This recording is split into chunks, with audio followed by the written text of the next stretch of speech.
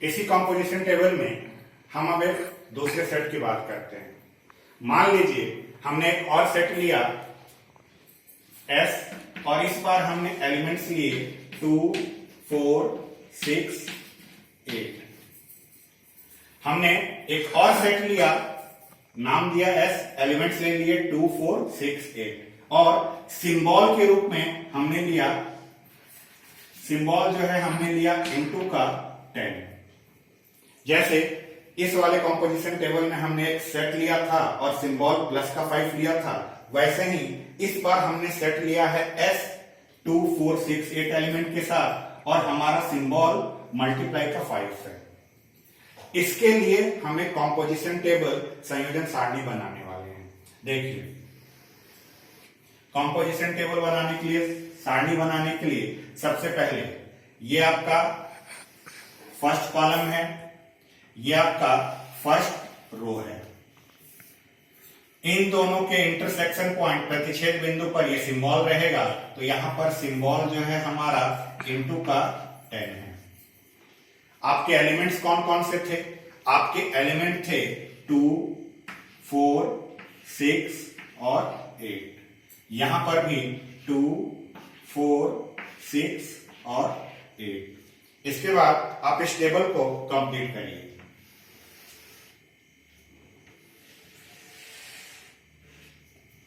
अब सारे रो और सारे कॉलम को हमें फिल करना है। सारे रो और सारे कॉलम को हमें फिल करना है।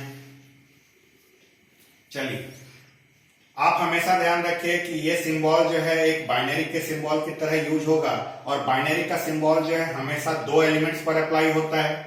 यहां पर जो हम लोग पहले रखा करते थे वो A होता है, बाद में जो रखते हैं वो B होता है। A जो है हमें इस कॉलम से मिलेगा, B जो है हमें इस रो से मिलेगा। बात हम करते हैं 2 और 2 पर।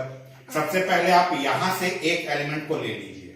यहां से आपने 2 को ले लिया, इस 2 को लेकर इन सभी के साथ आप इस सिंबल के साथ उसको अप्लाई करके जो जो आते जाए उसको यहां लिखते जाइए।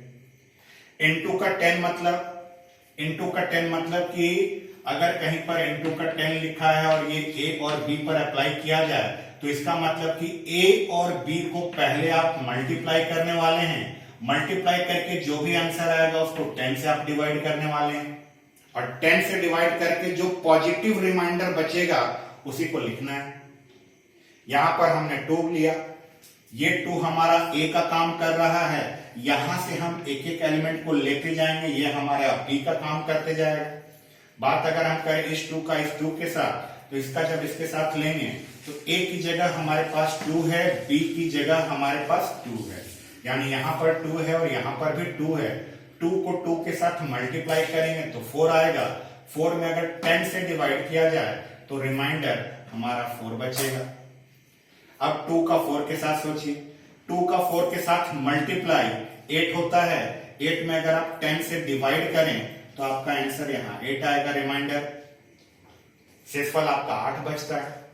2 को 6 के साथ मल्टीप्लाई करिए, 12 आता है। अब यहां पर ध्यान से समझिएगा, इन दोनों केसेस में, इन दोनों में पहले आपने 2 को 2 के साथ मल्टीप्लाई किया था तो 4 आया था। 4 में अगर आपने 10 से डिवाइड किया तो यहां पर आप 0 टाइम्स में लेके गए थे।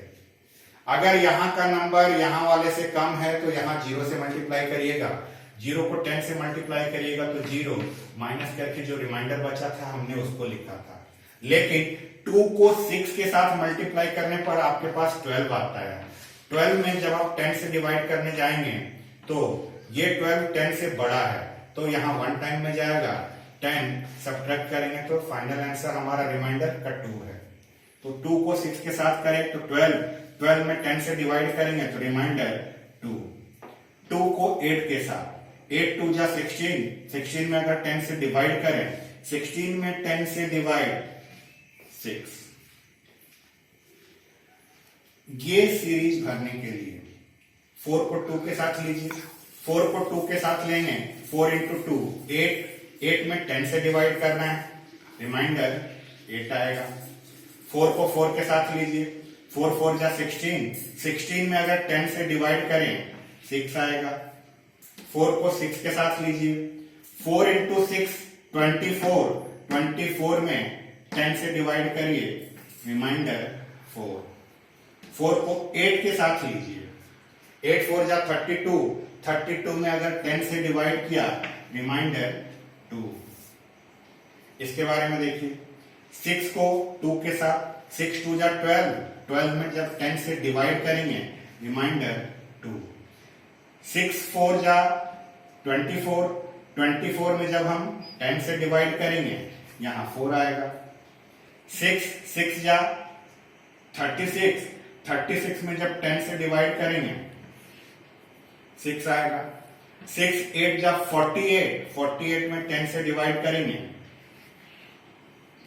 8 आएगा।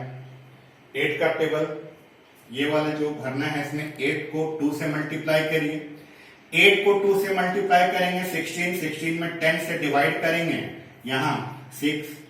8 को 4 के साथ मल्टीप्लाई करिए, 8 4 जा 32, 32 में 10 से डिवाइड करेंगे, रिमाइंडर 2।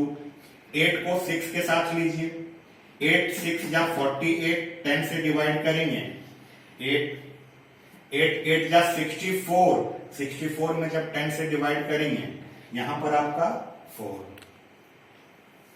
इस तरह से कॉम्पोजिशन टेबल, संयोजन सारणी का निर्माण किया जाता है, एक कॉम्पोजिशन टेबल बनाया जाता है। कॉम्पोजिशन टेबल बनाने के लिए सबसे जरूरी है आपके पास एक सेट होना चाहिए।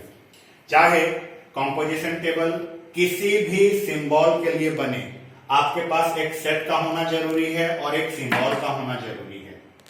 कॉम्पोजिशन टेबल बनाने के लिए पहले आप एक टेबल बनाएंगे। टेबल में फर्स्ट कॉलम और फर्स्ट रो में जो भी आपका सेट है, उस सेट के जितने भी एलिमेंट्स हैं, जो भी आपका सेट है उस सेट के जितने भी एलिमेंट्स हैं, उन एलिमेंट्स को लिखिए और दोनों के यहां पर जो सिंबल आपका यूज हुआ है उसको लिखिए और इस सिंबल को इन दोनों के साथ अप्लाई करते हुए जो भी आपका फाइनल आंसर आए उसको आप इस टेबल में भरते चले जाइए। ये आपका कॉम्पोजिशन टेबल बनके तैयार है।